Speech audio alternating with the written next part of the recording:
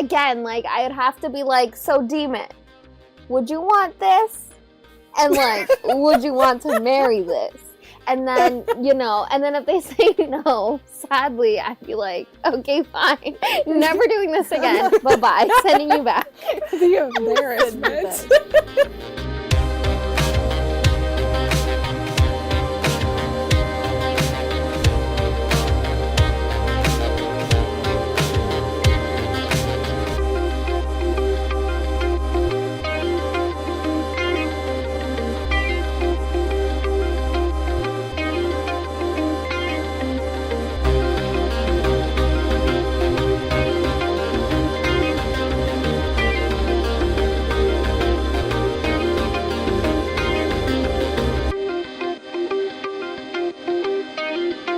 Hello, everyone, and welcome back to another episode of Romancing the Monsters. I'm Em. Hi, I'm Steph. Girl, you went. I know, I'm always last. I don't know why. I can't go. I just like want to get started. I didn't even finish and you're already saying your name. I just really want to talk about this book. Okay, go. Hi, I'm S. And you're I'm Saf. Saf.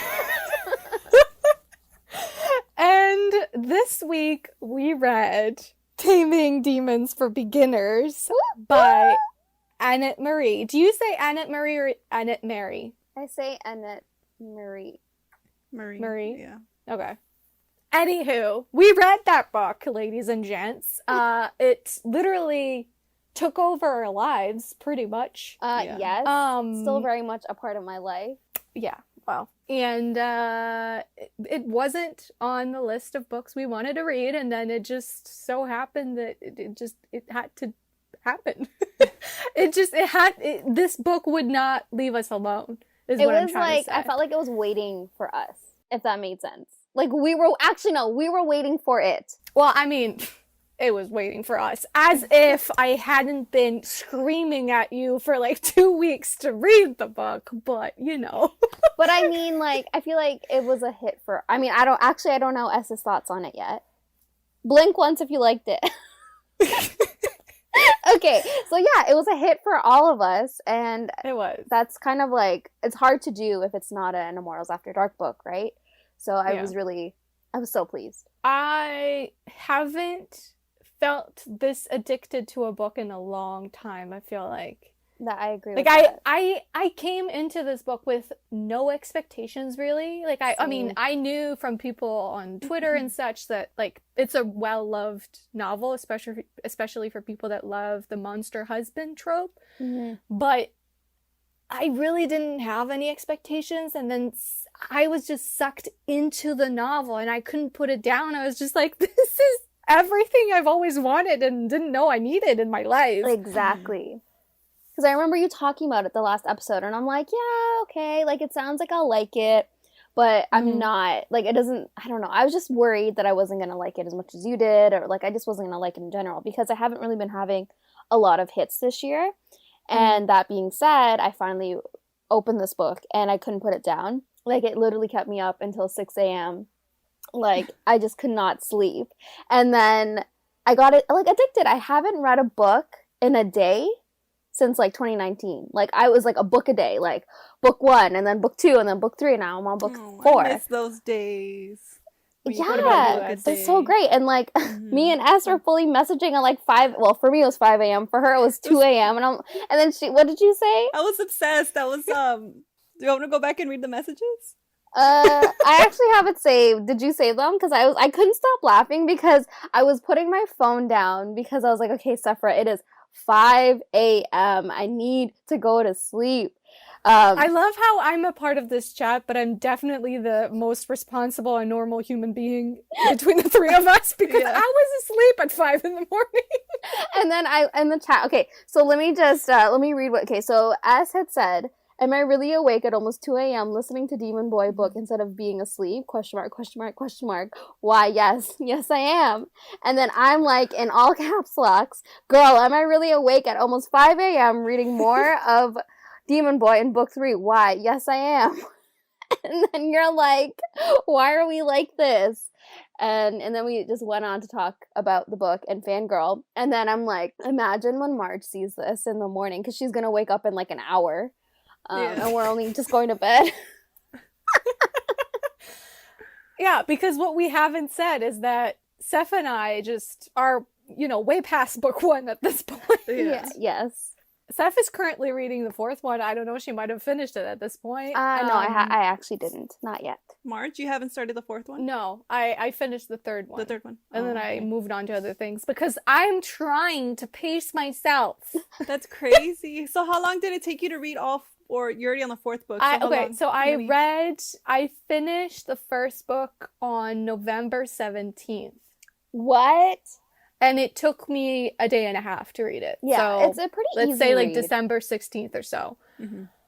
So it's been over 2 weeks since I started this series, which I feel like is a testament to my own self-control. Thank you very much. And for Seth, it's barely, a week? Less than a week? Didn't I start on like Monday? I started like Really? on Monday, and then here I am on book 4. Holy shit. Yeah. How long did it take you to read book 1? I think 3 days? 3-4 days?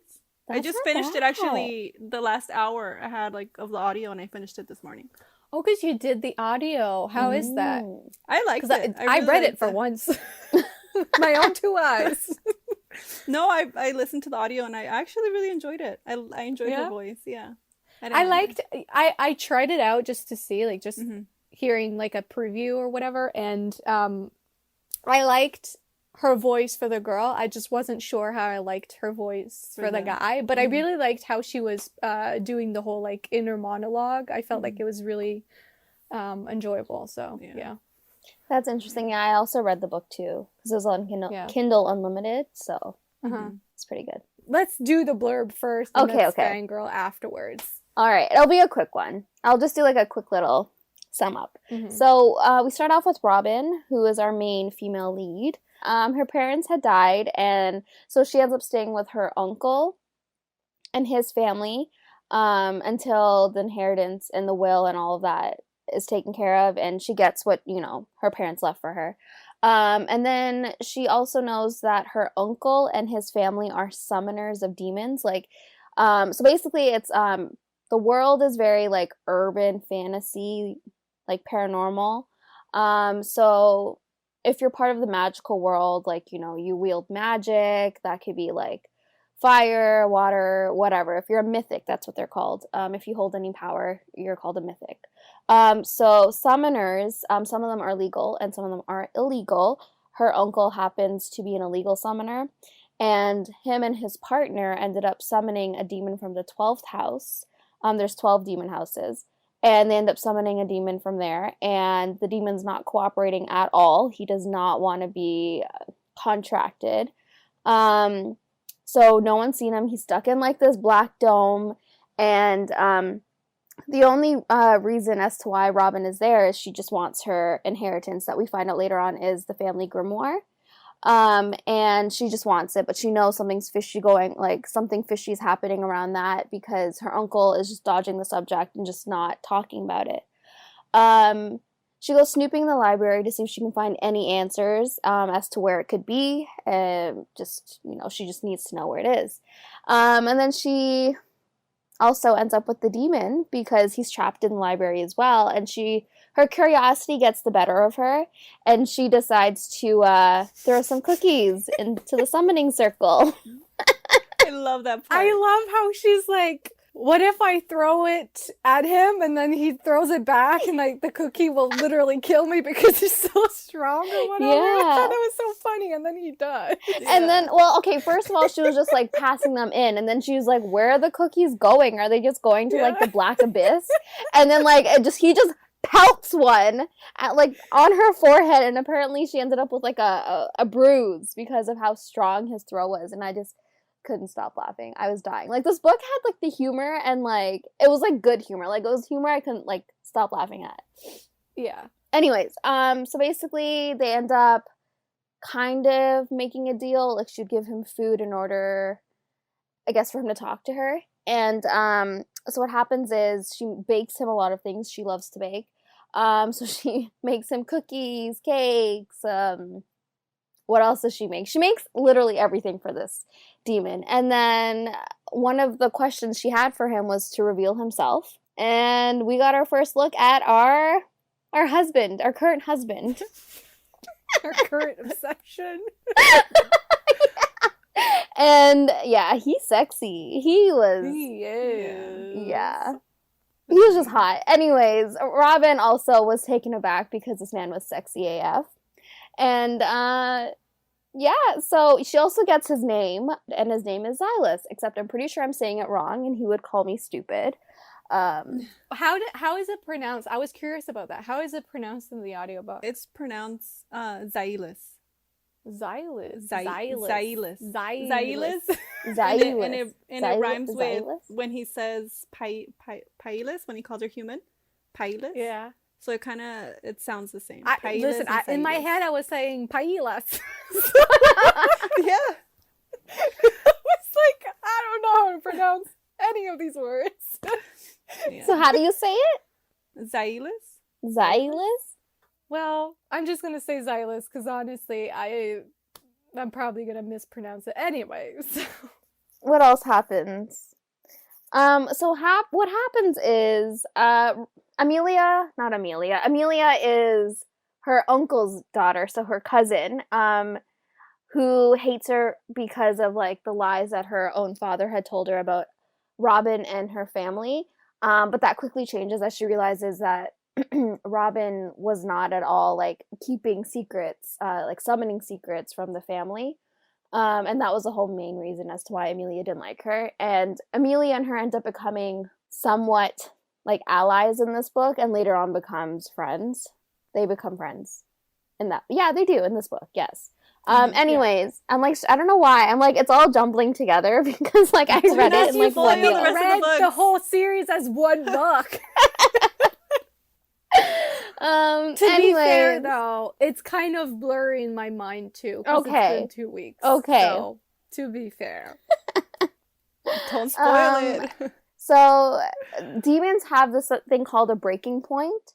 So it usually is around, like, the 10th day or whatever, and they had expected Xylus to reach his breaking point already, but he hadn't, because we find out later on that demons need heat and food to keep going, and because our girl Robin was feeding him sweets and all of that, he ended up living longer. It's heat, food, and something else. Light.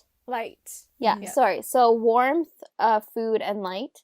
So her uncle and his partner ensured that there was no light at all in the basement. It was freezing cold, and obviously he wasn't given food.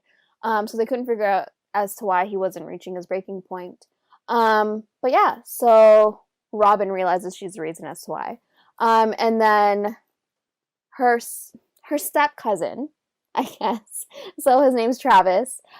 He catches her in the circle, and then he decides to use her as bait to get Xylus to contract with a rival guild.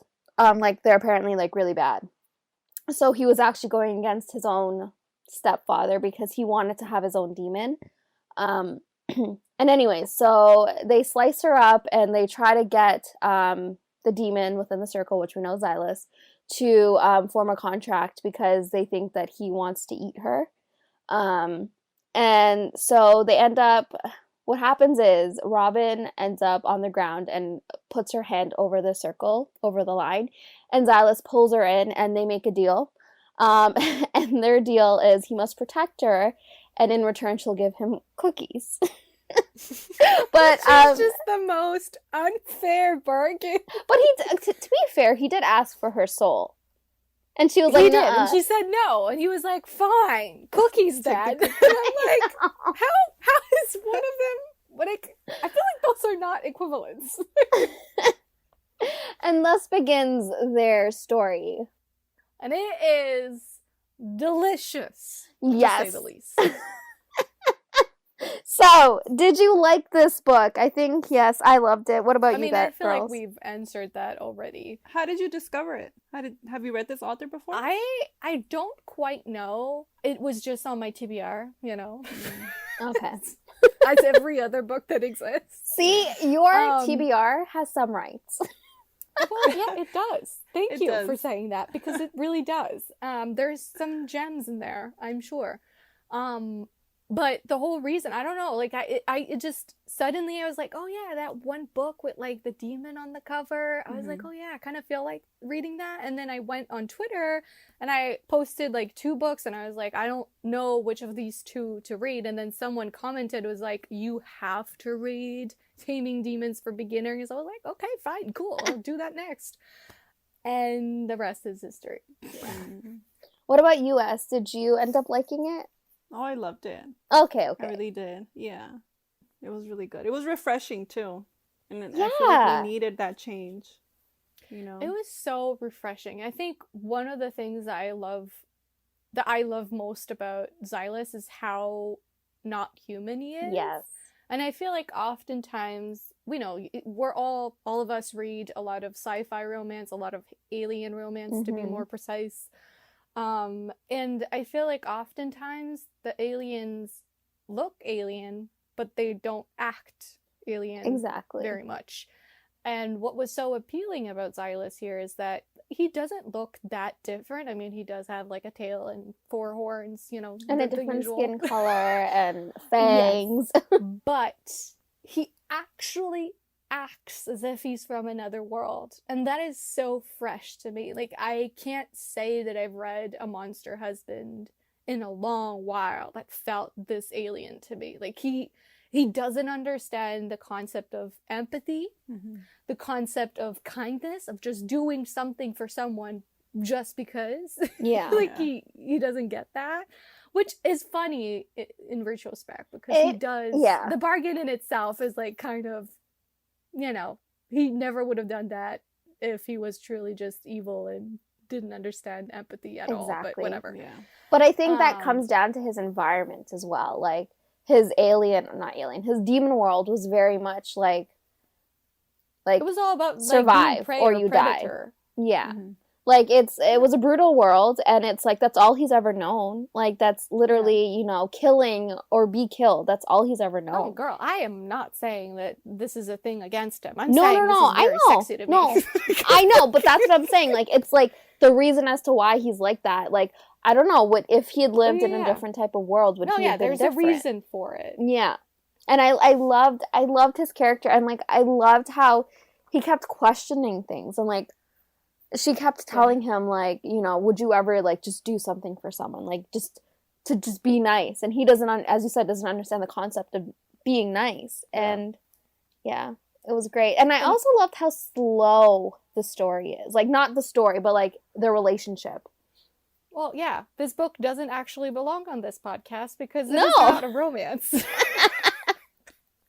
Well, the first book anyway. It's a very slow burn type But I of feel like there was romance. tension, at least for me. Well, yeah, the tension is oh there my for gosh, sure, but yes. it's not like actually romantic, if you will. But like both characters are like doing things that you're like, do you touch people like that all the time? Do you get up close and personal like that all the time? I Really, love Silas? Silas's lack of like personal space. Personal space. Yeah. So good. He'd be all over her, and I'm like, oh my god. Yeah. I just love how he would just like pick her up and like run away or whatever. I know. I loved it. But I think like also one of the things that felt so fresh and different about his character is how he's not the strongest, he's not the tallest, the biggest, the most scary of demons. Like, in fact, his house, I don't know if you said that. I did talk about the 12 houses, but I didn't talk about like what's the strongest and what's the weakest. Okay, so like Steph said, like there's different houses, and Xylus is from the 12th, and so it's actually the weakest houses of demon possible. So he's like the bottom of the food chain, and he's used to being the prey. And I loved how that was like a sort of a thing that him and Robin would relate on. Like, Yeah. she also feels really weak most of the time, even though she's not. Like how Robin has No. her ways. Like, she's got the emotional intelligence, she's got the brains. Girl can translate old Greek. Like, who can say they can do that? Exactly. So, you know, she's not useless. She's just not, you know, strong. Yeah. And like, she's kind of like, no, actually, I don't want to fight. And I'm like, girl, same. I was like, I don't want to rather. fight either. But I think it also comes down to like her size. Like, I think she was just Yeah, barely she's 5 tiny. feet. And like she's Yeah. constantly undermined. Like, it's just like the Uh-huh. way Yeah. she was, you know, she grew up, and it's like that Mhm. mentality is like kind of hard to change and mold into something else. But I love how Xylus wasn't the typical, like, scariest, biggest, Mhm. strongest demon, you know, like that's just what we're used to. And Yeah. it was kind of what's the word I'm looking for, subversive. I don't even know what that means, so Like, it kind of you expect something and then you're giving the complete opposite, you know what I Yeah. mean? Like, even Yeah. when you start the book, you think, oh, because they say like, oh, he's so special, so you're like, oh shit, like he's gonna be the big baddie, like the Yeah. you know. yeah. And then turns out he really isn't. And at first he's like, oh, this guy is the king. And then she's like, oh, wow, okay, shit, like, he's really strong. And then he's like, I'm also a king. She's like, oh, okay, of the 12th house. Yeah. Aww. Like, the weakest house. I was like, oh, I love you, Xylus. The amount of times I said "aw" when like reading this Oh, book, and I girl. should not Yeah, have, because same. he's still a psycho murderous baby. The amount of time I literally, like, squeezed my chest. I was like, oh my god, Yeah. this is so... Yeah, I should not same. find him this cute, but I do. There was a scene where Robin is having her panic attack because the cousin's leaving her, and she's like saying like, I'm alone now, and she starts panicking, and he's like starting to worry, and he's Yeah. like, what's wrong, and then he leaves and he comes back with the cousin, and he Yeah. pushes her down And on like the he's ground. holding her like, I don't even like Holding under her his against her arm. will. Yeah, and then he picks up her head and her hair and like agreed to stay or to help Robin. Just Like so that that she part would was just stop. like, that was it. I Yeah. cry. That's so adorable. I can't. Like, he does not give a fuck Yeah. what it means as long as Robin is happy. Like, it's just, know. he will trample people. He will force them. Like, he will Yeah. do anything as long as she's happy and safe. He's like, that's fine with me. Yeah. Yeah. I just love them. Robin and Xylus, like, their bond in book one, and like as it grows Mhm. later on, but like their bond in Yeah. book one was just, it was so great to read about, and like the way it Mhm. just like evolved as the story progressed, like hands down, Yeah. like one of my favorite relationships I think I've ever read about. And I Yeah. love how long she spends on that period where he's stuck in the summoning circle. Yeah. Like, we spend a lot of time where we don't even see him, you know, Yeah. and it's just Robin slowly trying to get him used to her, or just because she's curious. Mhm. And I just loved it. Because it kept you invested, like, it kept you curious, like, what does he look like? Yeah, And, like, no. what does he sound like? And what the frick is his name? And like, what does it mean? Like, you Yeah. kept having those questions. And she really, like, she it was drawn out, but like in the best way, not in like, come on, get on with it, you know? Yeah. Like, it was just like, yes. I think it's because Yeah. like the way she wrote his character, like there's Mhm. no way they would have had conversations outside of that summoning circle until Mhm. after they formed their bond. Like Xylus would have killed her 2 seconds flat. Like there was no, I honestly Mhm. don't think if he'd met her once that he would have just actually spent time and talked to her. Like they needed to have something going on, and like the only reason I think he stuck around for as long as he did until like their relationship evolved after he came out of the circle was because of that promise of maybe going home. It is so hard not to mention the other books. I know, right? Marge. It is so hard. I feel like I need to talk, but I'm like, can I say that? No. We should have just read all 4 books and then did an All episode. 4 books and then the whole series. Yeah. We should have done that. I do have a question though. And it's kind of towards the end. Maybe you guys can. Maybe it's gonna make sense later on in the series. But like, okay, so they made their contract, and the contract is he needs to protect her, and she gives him cookies. And then there was a scene where Amalia says, Robin, didn't you notice? And she's like, notice what? When Red Rum was forcing you to give up your contract, Xylus caused them to cut your throat. If the contract prevented him from endangering you, he wouldn't have been able to move while the knife was anywhere near your neck. Yep. So what is, I mean, I don't know, maybe I'm not understanding, like, what does she mean by that? What? I think that what she means is that shall be revisited later on. Yeah. Is that it'll make sense later on? Yeah. Okay. It makes sense. Because, like, it is a question. Like, she obviously, like, had it in the book for you to focus on, like, oh, wait, yeah, how is Robin allowed to get hurt if he was supposed to protect her? Well, it was also a question that kept coming back. Like, what are the actual limits or guidelines of this contract? Exactly. Because the thing is, protecting to him could mean something entirely different because she never specified what she meant. I told S, I was like, I have the Ice Planet Barbarian books to thank for this, because if those books hadn't broken the ice for me, I never would be reading about like a reddish alien with a tail and horns and like I would never. Those books were like my first books where it was like truly not human looking men. It took a while for you to give it a go, I remember. Oh yeah, it took forever, and now here I am, like freaking salivating over some demon. I think it's so funny because, like, you guys both liked the Ice Planet Barbarians, and, like, I couldn't get into them. And I think maybe I probably started reading them, like, when the phase was, like, you know, at the all-time high. So maybe, I don't know. I mean, Ice Planet Barbarians is just fluff.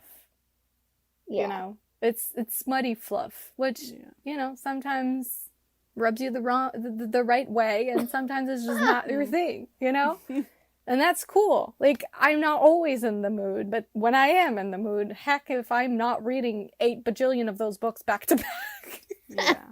And what's crazy is that I started the series. Yeah. And I stopped. Yeah. And then Marge continued, and I think you actually finished all 20 books. I read all 24 books. Oh my god. She was the one that was against starting the series. She's like, nope. And she finished it. I was like, these bitches are insane for reading about blue aliens. Like, I did not understand it at first. They were like, no, like, it's amazing. Just you wait and see. Like, and I was like, I'm never going to do it. I'm never going to do it. She did it. Famous last words. So anyway, just wanted to mention them because it's truly because of those books that I'm here now reading about red demons.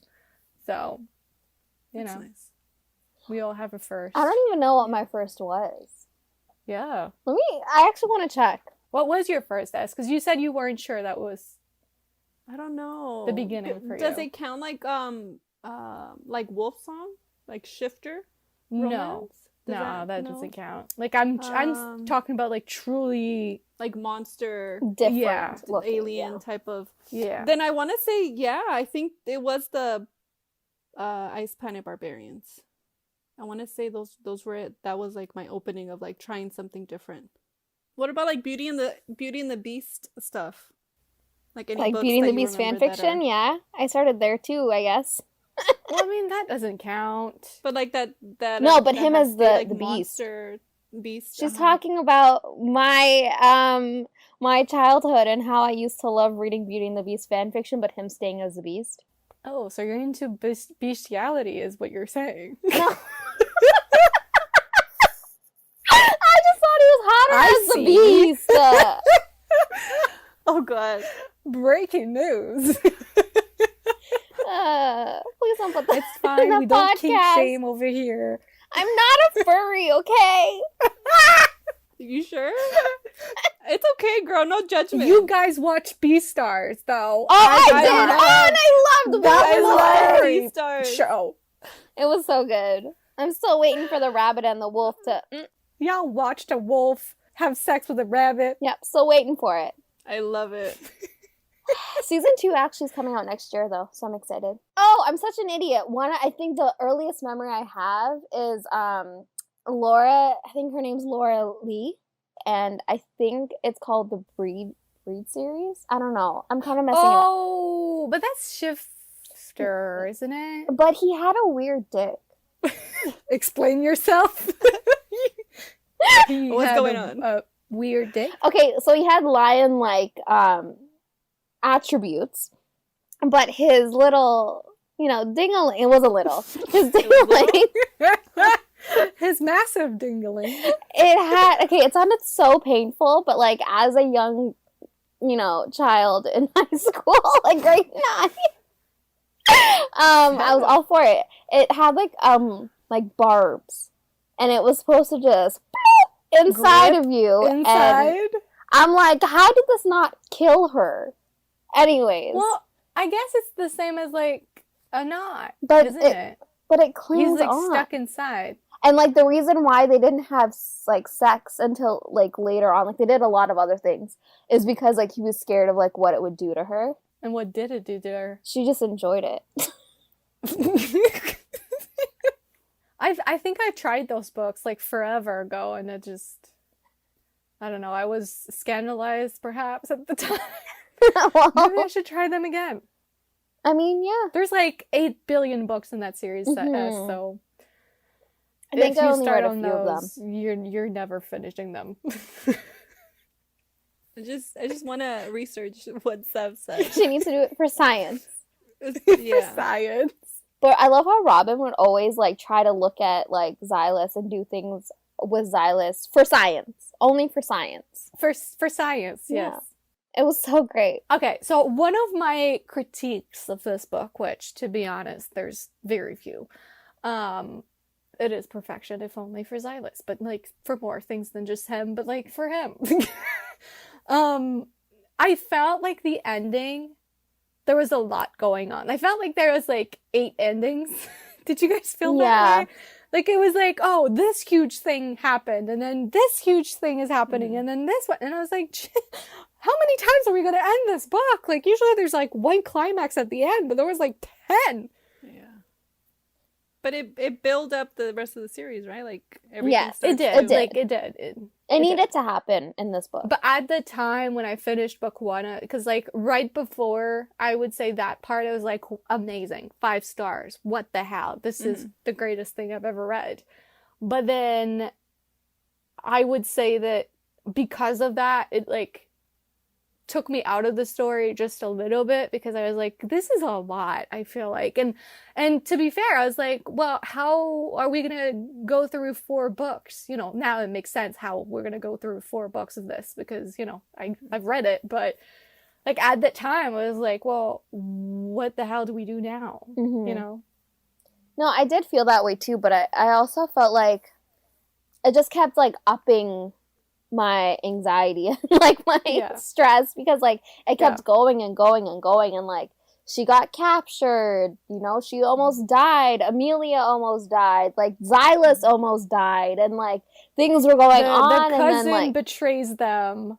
He betrays them, but then turns out he tries to help them, but then he betrays them again, but then he helps them. And I was like, this family messed up. And then like Xylus is like, do I kill him? Like, what do you want me to do? But question I had. So we know that Xylus and Robin's contract is illegal because he was illegally summoned and illegally contracted. It's just not happening in their world. And no one can know about their contract, obviously. Not their contract, but like the clauses of their contract and what they agreed upon. And so basically, I didn't talk about this, but demons are supposed to like lose all agency when they get into a contract. That means no, they can't speak unless, no, they actually can't speak at all. They can't move or do anything for themselves because their human, controls them. So that obviously Xylus is not like that. He has his magic, and magic also is not allowed when you have a contract. So Xylus and Robin were fully just walking on the street, and like they were talking, and then a person from her guild saw them interacting, and obviously interacting with a demon is something that should never happen, obviously.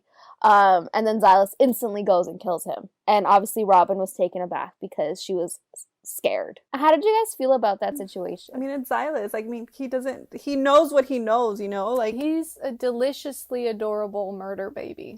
yeah, like, I don't fault him for it. And I was like, yes. I don't care. Oh my god. Plus, so are you talking about the guy that was sent to kill them? Well, he was part of the guild, but he was also, yes, supposed to. Well, turns out the guy was gonna kill them off anyways. For Xylus, like, as had said, that's just who he is. Like, he was told no one can know about this contract and, like, how he has his agency. Yeah. So he killed the guy because he honestly didn't think anything of it. But yeah. But I like how she was, like, taken aback by it. Like, I thought that was really human of her. But, like, you know, it's the kind of reaction that you would expect, which, I don't know, like, usually in those books, it's like, the girl's like, oh my god, wow. Yeah. You know, kind of like how we're acting. Cause like, he he's saved me. Yeah. Yeah. But for her, it was like, how dare you do that? Yeah, you take a human life. And, like, for him, like, he saw that guy as a threat to, like, his life that he has, obviously, right now with Robin. And, like, you know, that could be taken away from him. And he just obviously didn't want the promise of not being able to go home taken away from him. But, yeah, it's just, like, as you said, he's slowly learning and, like, learning about human emotions and things like that. But at that point, he is a demon. Like, he knows what he knows, and he does what he does because that's all he knows. Yeah. And, yeah, now we can talk about, you know, how demons are treated. So, how did you feel about that? Because so demon summoning is, like, a really normal thing in this world, it seems. Yeah. Well, I mean, somewhat normal, I guess. And they don't have to silence them or forbid them from using their magic, but they choose to do it. They don't have to, because we know that there are demons who are contracted and are not, they still can use their magic, still have their own willpower, still can use their voice. Is that mentioned in this book? Yes. Because from my understanding, I feel like it's... No, the guy, what's his name? Claude's demon is he's contracted, yet he can still speak, use his magic, and do all those things. And so... Okay. It's a choice. I don't think that happened in this book, Marge. It does. We know this.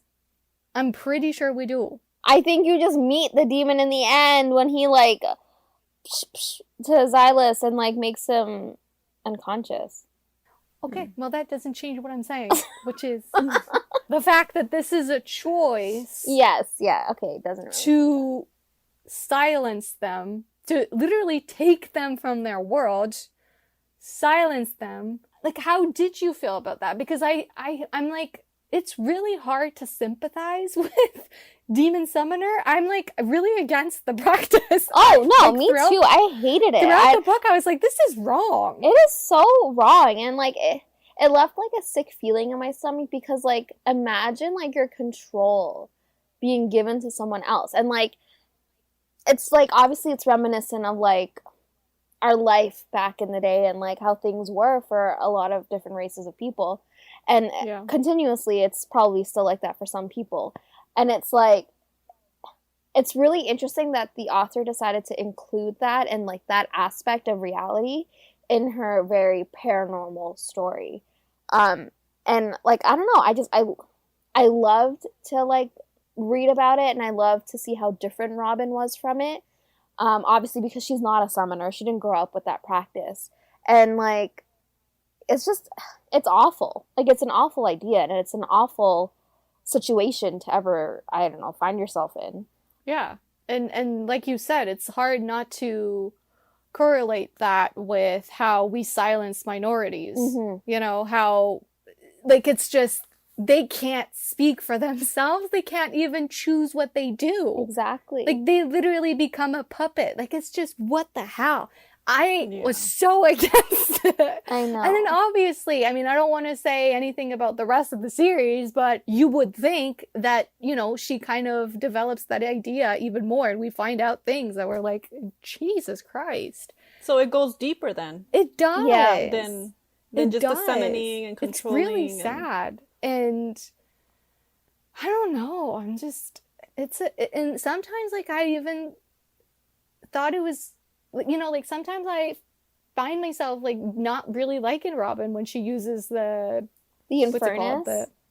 Yes, because I was like, when she uses it and he doesn't want to, I find that really hard sometimes. What did you girls think of the scene where they're looking for that first demon that's gone loose, and he's Tahesh staying or on whatever? Yeah. And then she ends up screaming, and he's like worried, like, no, I think they're in the alley, right? Yeah. Oh, so they're looking for Tahesh. And then they see him, and then he tries to pull her away and saying, "Nuh-uh, let's get out." Oh, Let's go. And she ends up screaming to get him, to kill him. Yeah, and yes. And she forces him. She forces him to do it, even though she can see he's scared and he doesn't want to do it, and he's pushing her away. And I was like, I loved how he was pushing her away without saying it, but and he was really aggressive about it. And you're like, geez, what's going on? Yeah. But then he just wanted her out of there, and because he was scared, and she knows he's scared, and she tells him, do it. Yeah. I was like, Robin, girl, what the fuck are you doing? Well, because like Robin's mentality, like we spend obviously the whole book is in her POV. She thinks that it's her fault that Tahesh got out. It's her fault that like people are dying and all of that. So she feels like it's her mission to get Xylus to, you know, obviously destroy Tahesh because he was like he let him out. So yeah, I see where she was thinking. Like what she was thinking about and like how she felt guilty for it. But like I agree, it's like he fully was not, you know, ready to fight a demon like that. Isn't that fucked up when you think about it? How Tahesh was summoned despite his will, and then Xylus frees him for two reasons. A, because they're both essentially slaves, and two, because he thinks that Tahesh might find a way back to their world so that they can go back. And she expects Xylus to kill him because he's the one that freed him. Like, I know that, like, I'm going way deeper into this than I probably should. And, like, this is no offense to the book. Like, I love the book. Like, this is not a critique, really. It's just, like, when you start thinking about it and thinking about, like, when you start relating it to our own world, it's kind of fucked up. Humans are, like, okay, spoiler. I think humans are the monsters in this story. Anyways, like, it's honestly, like, I was like, you go to Hesh, you kill all the humans you want to because we're shit. As you said, he was summoned to be someone's slave. And, like, imagine, like, that anger and, like, that desire to destroy and ruin those people that wanted to enslave him. But, like, he wasn't really hurting people until later on. Like, I don't know. I just, like, it's such a hard thing to read about. And, like, I love that Xylus even took the minutes after to explain to her. Well, basically, he yelled at her. Like, it wasn't, like, I wasn't ready. Like, I was not at all ready. I only fight when I can see my victory. And, like, it wasn't that time. And you blew it. Thanks. Yeah. Because, like, she needed to know she was wrong. Yeah. Okay. So, what is the monster in this story, you think? Seth kind of started, so let's go. Yeah, I mean, like, I feel like we kind of already talked about it in the sense where, like, humans in this world, and I guess in ours, where, like, they're the monsters. For sure. Yeah, like, they are the monsters.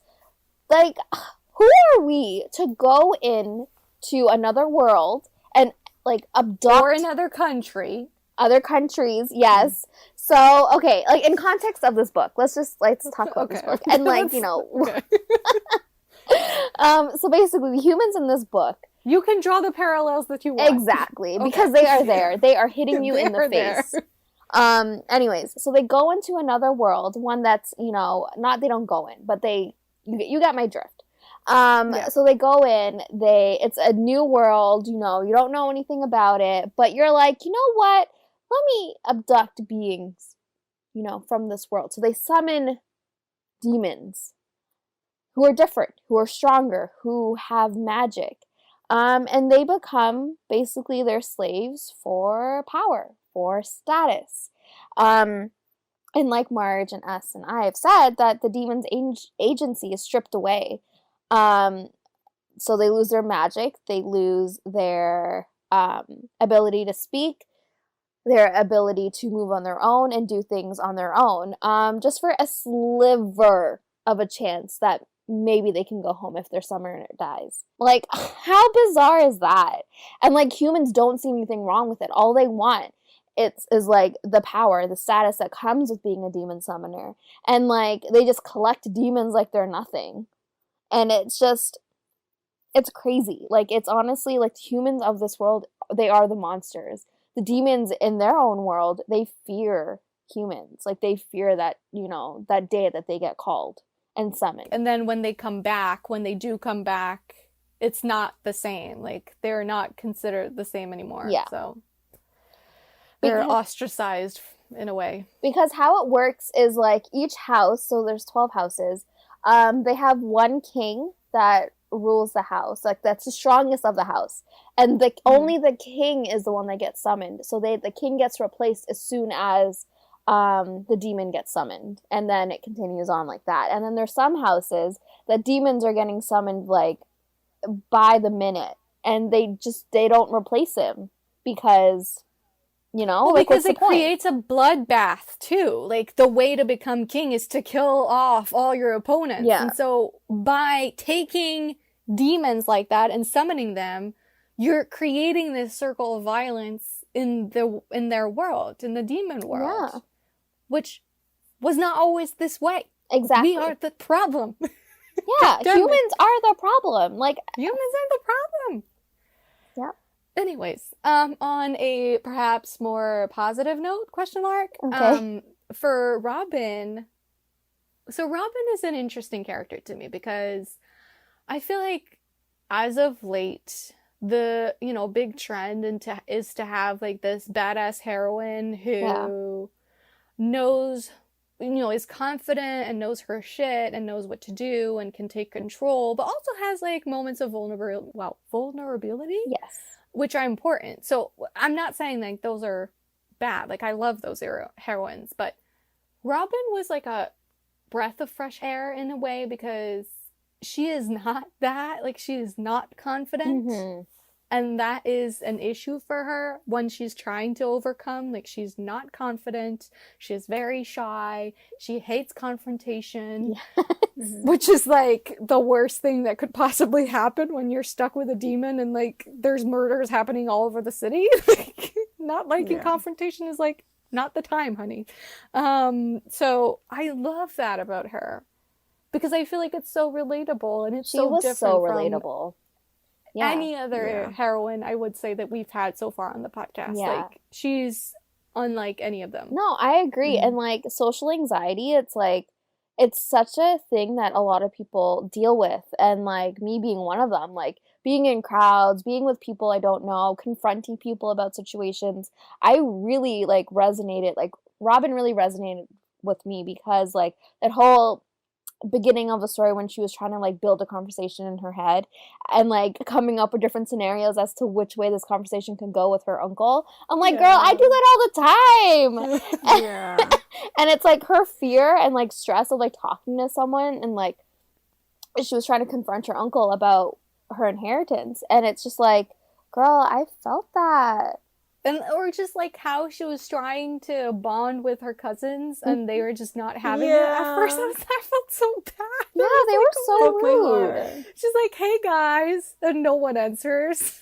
Who wants my cookies? No one wants them but Silas. Silas does. Like, I felt so bad, but then thank God Amelie had like a redemption story of sorts, because I was like, are they really just going to be like the evil cousins or whatever? Yeah. But then no, turns out she's pretty nice. So, but think about like the energy and like the will that Robin needed to even like say hi to them after the constant rejection she got. Like, ugh, Robin. Like, she was such a sweet person, and it's like she dealt with like so many like situations internally, and like that's so relatable to us. And yeah, I loved her And character. it's nice to see it evolve, you know, because Yeah. obviously the point is for her to get Yeah. to a point where that's not an issue anymore, but it was really interesting to see how it's dealt with in this first book. I agree. I have a small quote just for her character. It says, "Things I hated, confrontation, any form of spotlight, and not knowing what I was doing in a strange place in front of strange people. Mhm. This was my social insecurities nightmare." Yeah. So she's really just like, poor girl is literally thrown, like she has to do all those things now. Yeah. Do you think that maybe her parents didn't prepare her for that Oh, world? for sure. Yeah. Like, I mean, you could even add that to the monster. Like, her parents knew that she was going to be put into this situation eventually. I mean, not minus the demon part, but like, that eventually she was going to probably be in danger for who she is and what she owns. Exactly. And they never prepared her for that. So I would say that they're, you know, sometimes parents think they're doing the best for you, and then turns out it's actually the worst. yeah. But it's like that whole idea. It's like not just parents, but like people in general. Like they sometimes withhold information thinking that they're protecting you, but in actuality, they're actually harming you. And in this case, it honestly did harm Robin because she wasn't prepared for anything that happened in the series. It was like she had to learn as she went, and like, you know, it's a tough thing to overcome, and like on top of like her social anxiety and like all that comes with it, it's just she was a character that was dealing with a lot internally, and like she had a lot going on like in her environment as well. And I just loved that, like with Xylus though, like she was scared and she was like afraid to confront him at times, but like when she had to, like I love that her strength just came out, and like she fought him when she needed to, and like made him understand things. Well, I think he pushes her to. I like that about him. Like, he pushes her to do those things. Like, because he's, like, I just love how honest he is. Like, about how he feels. Yeah. And, like, when she does stupid-ass things, he's like, "You're being stupid right now." It's just, he calls her out. And I'm like, yes, Silas, this is the kind of person I need in my life. Like, just call me out so I can grow. And, like, she does grow. Yeah. I have another quote about Robin using her power to perhaps force Xylus into doing things, and like a moment of realization, if you will, on her part. It says, "We were bound together. I had saved his life and he had saved mine. Though it was magic that forced him to protect me, he had fought and bled to keep me safe. I would never abuse the power I had over him. He and I were in this together, and demon or not, he deserved as much respect and consideration as I would give anyone else who'd save my life." Aww. So, I think it's like an important moment for her of like realizing that there's a lot of power in this, and just because he comes from another world and looks different doesn't mean that she should use that power. Exactly. Doesn't mean that she shouldn't create a relationship of equality with him. Yeah. I felt like everything in this book had a purpose, and like that whole situation of like, you know, him mindlessly killing someone, yes, it served a purpose. It was, you know, like you said, later on in the book she learned that like he is different. He does have different ways of thinking of things, but he's still a person at the end of the day. He's still not a human being. He is a being with like their own thoughts and their own strengths and weaknesses. And yeah, I loved that slow growth. I'm excited to dive into the next books because I want to see that develop. I'm telling you, it just gets better and better. And then there was a mention of, I think it was Darius, when she's talking to Robin and to Xylus, and Robin mentions Xylus being her partner. Yes! And Darius comments like, "Oh, like I have the quote. He had a face. He made a face." Like his face when you said that. I was like, what was his face? Yeah. Okay, I have it. So he's like, "By the way, Robin," he murmured, The expression on your demon's face when you called him your partner was fascinating. My mouth dropped open. He smiled. I'm looking forward to hearing the whole story. So that was like him talking about like, you know, obviously he finds out that their contract isn't legal. But yeah, no, that whole look, I really want to know what like that word means to him. Like Xylus. I guess he's never really had that in his life. The idea of like having someone that's his equal, like his partner. Can I talk about my favorite scene of Yes. the whole book? So towards the end of the book, like the very, very end, she finally makes good on her promise of cookies. Yeah. And she's like, what do you like about them? Like, do you actually like them? Because I have he the refuses same for the too! whole of the book. He refuses to say if he likes them or not. Because first of all, he's never tasted food, like human food. Yeah. And like they don't even technically need food in his world to Yeah. survive. So it's like he's just eating them for no reason, really. And she's like, do you like them? Like I don't understand. And he tells her this like thing of like in his world they have like this tree that like has fruits and like he's gotten into fights, like he's killed before For to these get fruits. the fruits. Yeah.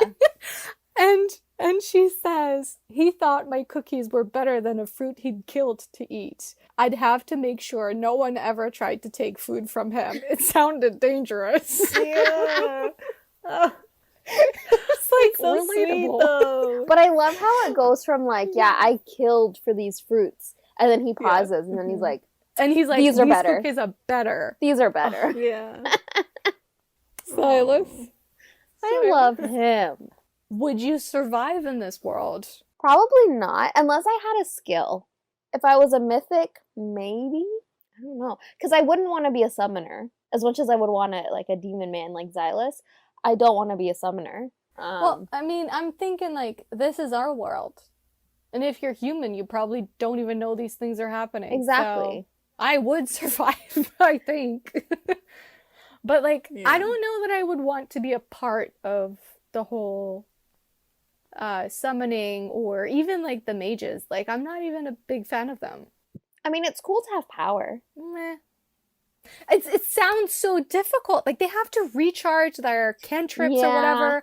And, like, it's so much work. They have to learn them. They have to draw them. I'm just like, no, it sounds like a lot of work. I don't think I would want to be a part of any of it. What about you, Wes? Maybe. Maybe. It's a maybe for me. That maybe you would survive or maybe you would want to be a part of it. Be a part of it. I don't know. I don't think I would survive, probably. I don't know. I guess I'll just be in the world and bake cookies and... Like, unless I'm, like, summoning a demon, like it's a husband, then, like, Yeah, of we course. get married, then sure. But, again, like, I'd have to be like, so, demon, would you want this? And, like, would you want to marry this? And then, you know, and then if they say no, sadly, I'd be like, okay, fine. Never doing this again. Bye-bye. Sending you back. The embarrassment. And then you can't even send them back. So it's like, you're stuck with them. True. See, then I don't want to be a summoner of any kind. Oh, question. I don't know if they talked about this, but, like, you know how basically every single contract between a summoner or, like, contractor and their demon, it's like they obviously give up their, you know, their rights, basically, and their control. But, like, the human gives up their soul. Like, when they die, their soul goes with the demon and then they get back to their world. Where does their soul go? What is the purpose of taking their soul? Does it give them more power? Well, I think it's explained. Maybe not in this book, but I feel like I remember it's explained how the soul helps them through. Oh, helps them through. But also, it's kind of... I kind of like that in a way because it's like, you kind of have to be pretty soulless to do this. It's like to summon a demon and then contract the demon. So I feel like selling your soul to the devil is like pretty accurate. I mean, it's like, it's kind of like the price people pay for, like, even in our world, in our society, it's like, for the idea of power, like the promise of power, you kind of sell your soul in the sense where, like, it's like, how far are you willing to go? How far are you willing to go to get what you want? You do bad things, you do things that, people with a moral compass would not do. So in a sense, it's kind of like you're selling your soul. So I guess, that whole idea kind of resonates with our world. Yeah, and it often involves treating others or stepping on others in order to get there. Exactly. And I feel like in this case, the demons are kind of what you're stepping on or using for that. Yeah. So, and like, when you think about it, like, it's even more fucked up than that, because in combat, who is getting hurt? The demon. Mm. It is not the contractor who gets hurt. He's just standing on the sidelines guiding the demon. So what exactly is the purpose of summoning the demons then? For power. Just for power? Yeah. Just for funsies? Like, and for status as well. Because, like, I think with as many, like, different demons from the, like, different houses, you're considered more powerful, right? So, like, the idea of having, like, a demon from, maybe possibly all the houses, that's, like, that, you will be, like, seen as the ultimate holder of power. I mean, some demon names are sold for millions. And so it's like million. having, like, this antique, this super rare antique from wherever in the world that probably was stolen. So, it's kind of like that. It's just for power and notoriety, it's just, I don't know, it's fucked up, man. There's no point to it, because it's not like there's demon fights happening in the streets every day. I doubt that. So I was like, when I was reading it, I was telling my mom about it. I was like, Mom, it's kind of like Pokemon, where, like, you get a demon and, like, you fight with your demon. When I was reading the first book before, you read more about it. And I'm like, and then she's like, wait, what? I'm like, yeah, Mom, it's like Pokemon. I mean, it kind of is, though. Yeah, you just send your demon out thingy to fight for you. Oh, wait, can I tell you guys something? I don't know, you can delete this. It might not even need to be in the podcast. Okay, so I was watching TV yesterday, and then I don't know if you girls have seen the Ryan Reynolds commercial yet for Match.com. Yeah. I thought about you guys. I was dying. And then my mom and I were watching it, and, like, I love that commercial so much. It's so funny. And it's like Satan got paired with 2020. And then Satan comes to Earth. On Match.com. And then Satan was kind of, I was like, ooh, you know what? Mm-hmm. And then I was like, Mom, if Satan looked like that, I mean... And then I got a whole lecture as to, like, why I should not be saying that. Listing over, really? Satan. It's kind of bad. I feel like my family would not even blink if I said that at this point. It was so funny. But Satan is hot. What can I say? Satan could have gotten it. I mean, have you guys ever seen some of the paintings of Satan? Like, before the fall? He was hot. Yeah. He was hot! So. Like, As those paintings Lucifer? are hot. I'm like, how am I not supposed to sympathize with him? Like, Adam over there with Eve, not even looking good. Like, I'm here for Satan. Like,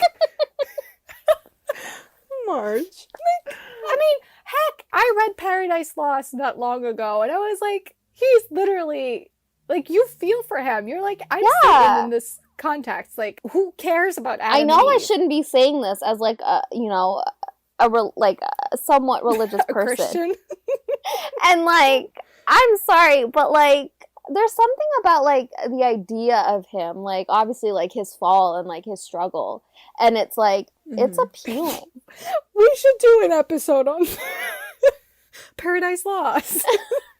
Who is the monster in this story? Should we? Okay, I think we should just end it. We're lusting after Satan now. Let's just stop. Yeah. I mean, Satan is big.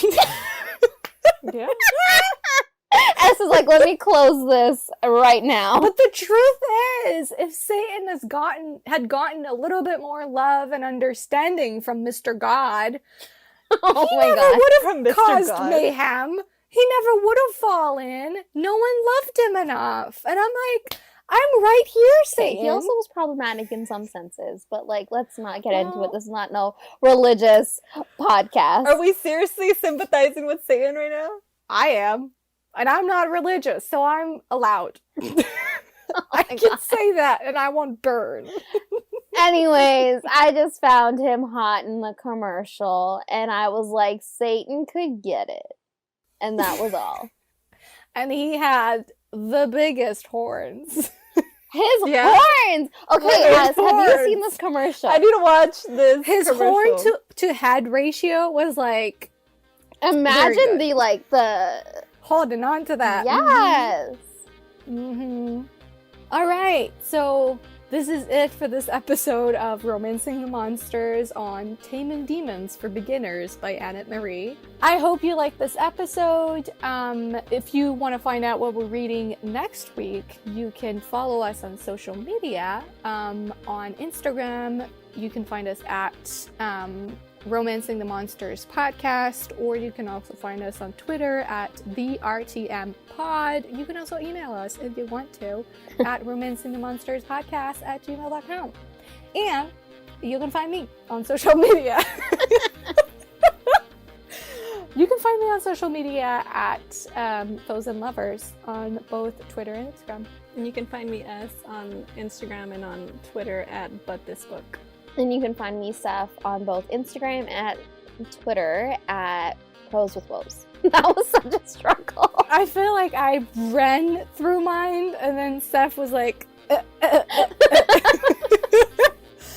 Side note, can I just say that I love how I've been like eyeing other podcasts and like seeing what their process is like. And I love how everyone has like spreadsheets and like shared Google Docs where everyone like writes in what they want to talk about, and everyone's like aware of what everyone wants to talk about. And here we are, like absolutely disorganized. We do not have notes. We do not have anything. We just come on here and are chaotic. It's just that's just us though. We are chaos in a podcast. All right, bye guys. See you next week.